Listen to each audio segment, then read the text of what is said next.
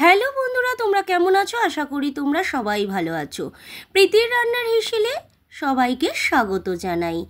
আজকের রান্নার রেসিপি নিয়ে আবারও চলে এসেছি। আজকের রান্নার রেসিপি হচ্ছে চিকেনের একটা ডিশ। যদি রান্নার রেসিপিটা তোমাদের ভালো লাগে, লাইক, শেয়ার, কমেন্ট করতে ভুলো না। যারা এখনও আমার চ্যানেলটাকে সাবস্ক্রাইব করোনি তারা প্লিজ আমার চ্যানেলটাকে সাবস্ক্রাইব করে দিও। চলো দেখিনি কিভাবে আমি রান্নাটা করব। প্রথমেই আমি এখানে 800 গ্রাম চিকেন নিয়ে নিয়েছি, আর এরম করে সাইজের পিসের চিকেন নিয়ে নিয়েছি আমি এখানে। তারপরে পরিমাণ মতন নুন নিয়ে নিচ্ছি। নুন দিয়ে ভালো করে আমি চিকেনটাকে ম্যারিনেট করে নিচ্ছি। চিকেনটা আমার ম্যারিনেট করা হয়ে গেছে। তারপর কড়াইতে তেল দিয়ে দিয়েছি, তেলটা গরম হয়ে গেছে। এবার চিকেনগুলো দিয়ে দিচ্ছি ভাজার জন্য।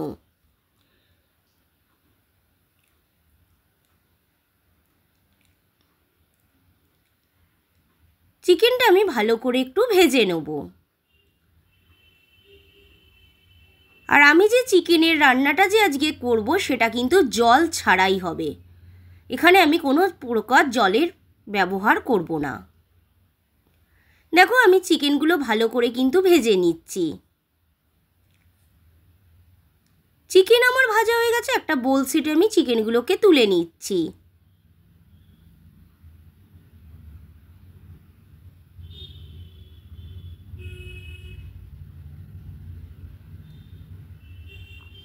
তারপর কড়াইতে তেলের মধ্যে দিয়ে দিচ্ছি 8-10টা গোলমরিচ গোটা।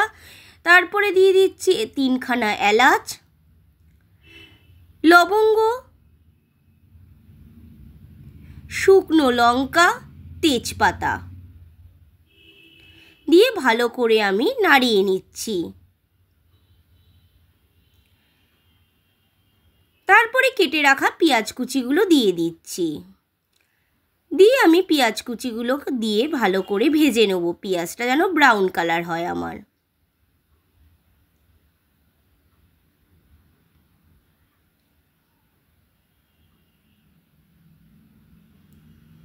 দেখো পেঁয়াজটা আমার কিন্তু ব্রাউন কালার এসে গেছে। এরপর টমেটো কুচিগুলো দিয়ে দিচ্ছি। দিয়ে ভালো করে কিন্তু আমি নাড়িয়ে নিচ্ছি। তারপরে দিয়ে দিচ্ছি ভেজে রাখা মাংসগুলোকে। দিয়ে ভালো করে আমি নাড়িয়ে নেব।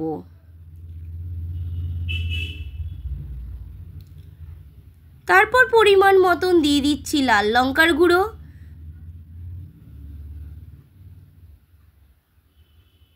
তারপরে দিয়ে দিচ্ছি জিরের গুঁড়ো।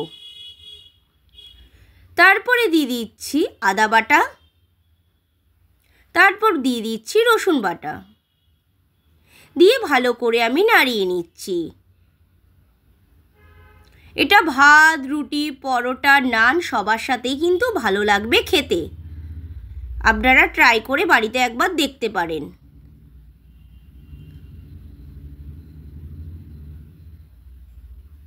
এবার আমি এটা 5 মিনিটের জন্য হতে দেবো।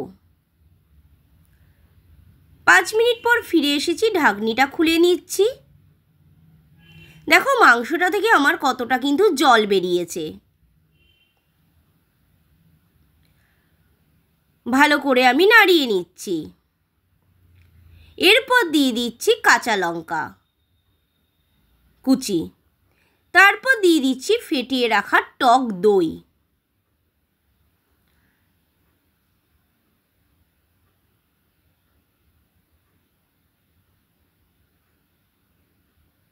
দিয়ে ভালো করে দেখো আমি মাংসটাকে কিন্তু কষিয়ে নিচ্ছি। এখানে আমি মাংসটা প্রায় 10 মিনিট কষিয়ে নিচ্ছি। তারপরে এটা আমি আরও 10 মিনিট হতে দেবো। 10 মিনিট পর ফিরে এসেছি।